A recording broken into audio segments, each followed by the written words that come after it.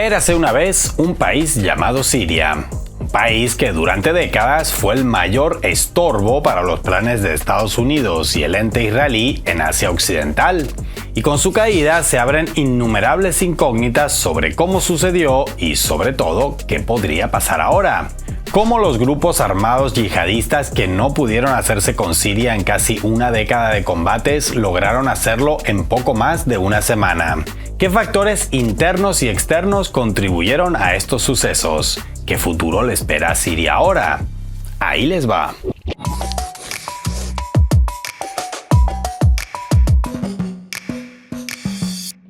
Cayó el gobierno de Bashar al-Assad y lo hizo de forma tan rápida que no es de extrañar que en estos días las teorías prácticamente septupliquen a las certezas. Así que comencemos por las segundas. A finales de noviembre, una ofensiva relámpago en el norte de Siria tomó Alepo, una de las principales ciudades del país.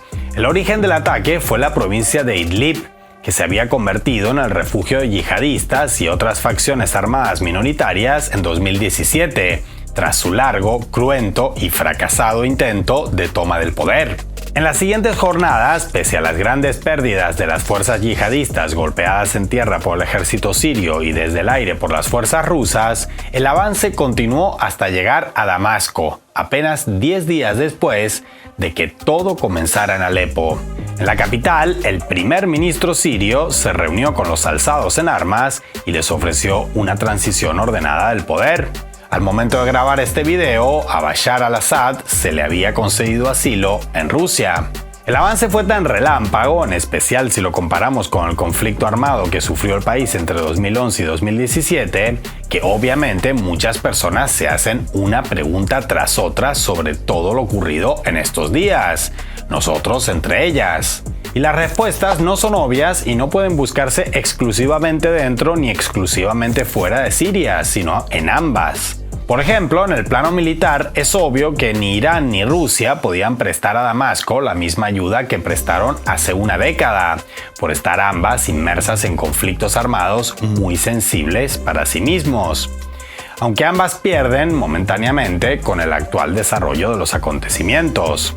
Pero el ejército sirio no era precisamente mocho.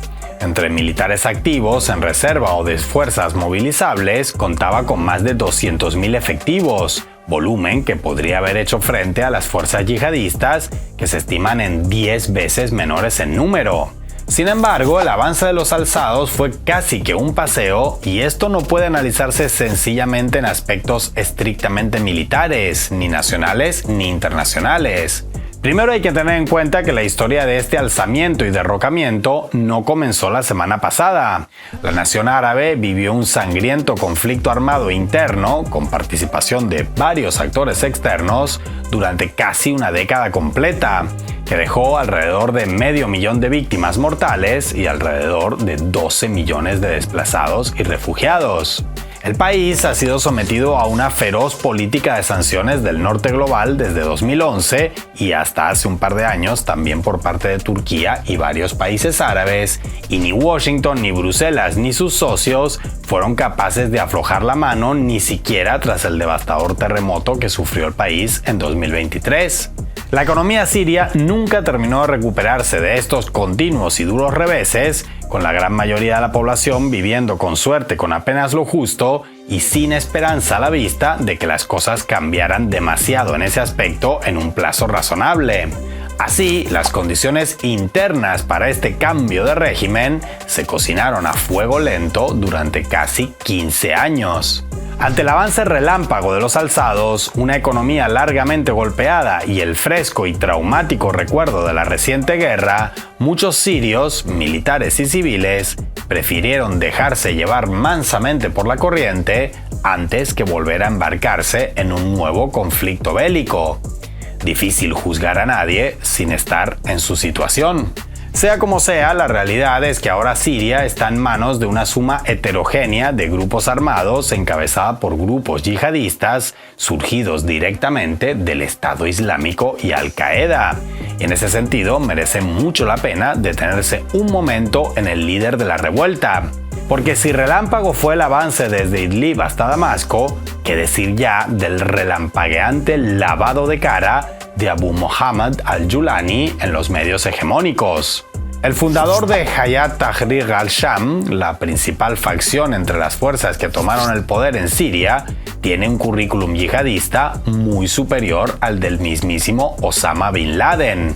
No lo digo yo, lo dicen los 10 millones de dólares de recompensa que ofrece todavía hoy Estados Unidos por su cabeza.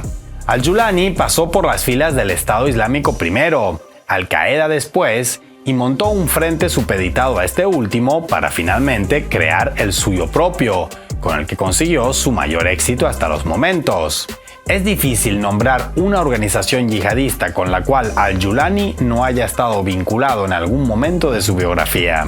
Sin embargo, pocos días antes de la caída de Damasco, el líder de la rebelión apareció en CNN vestido con una camisa que inevitablemente recuerda a la de Zelensky y un discurso afable, lleno de promesas de tolerancia y valores democráticos que desconcertó a todo el mundo.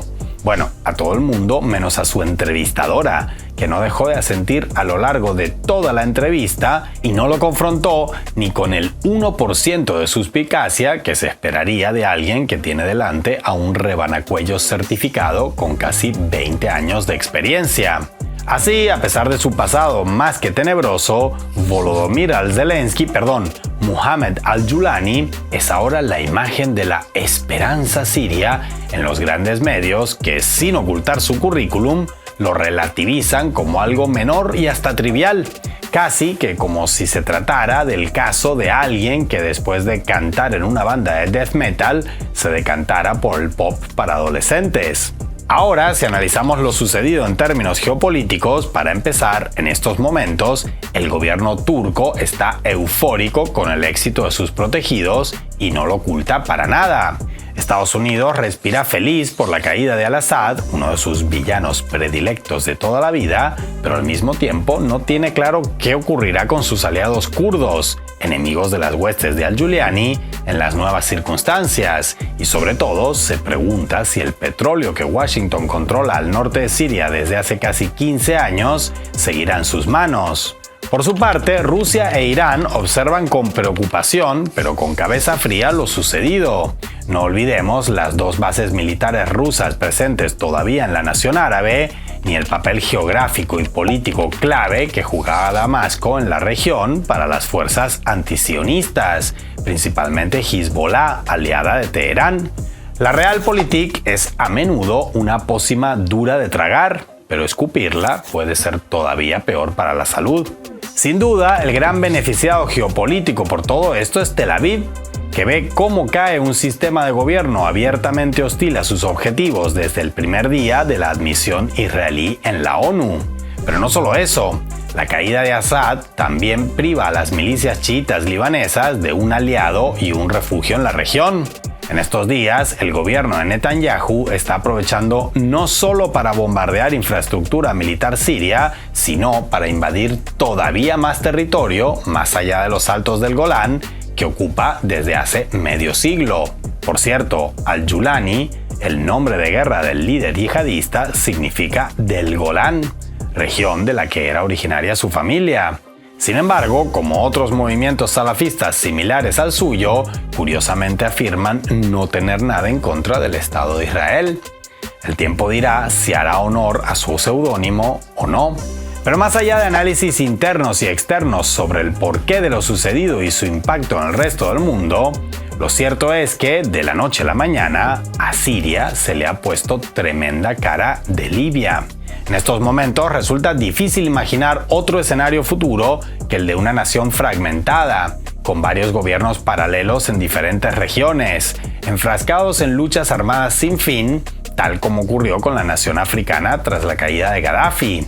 Siria es un país excepcionalmente complejo desde casi todo punto de vista, religioso, étnico y cultural, donde los necesarios equilibrios entre sectores hacen que a su lado el Líbano parezca una nación perfectamente homogénea.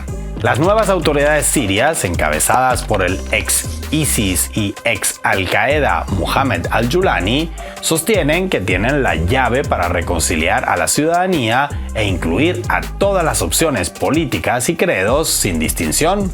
una promesa especialmente difícil de creer viniendo de un líder surgido y moldeado por el yihadismo y en una realidad tan compleja como la siria.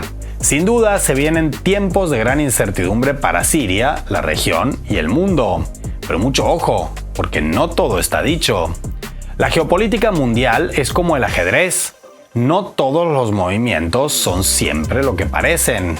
Mientras algunas jugadas defensivas en realidad preceden a un ataque decisivo, algunos ataques precipitados terminan en estruendosas derrotas, y en medio de todas esas sutilezas, el peor enemigo de cualquier análisis sobre el tablero global es la impaciencia de querer entender cada movimiento de inmediato y, peor aún, pensar que cada movimiento es el definitivo.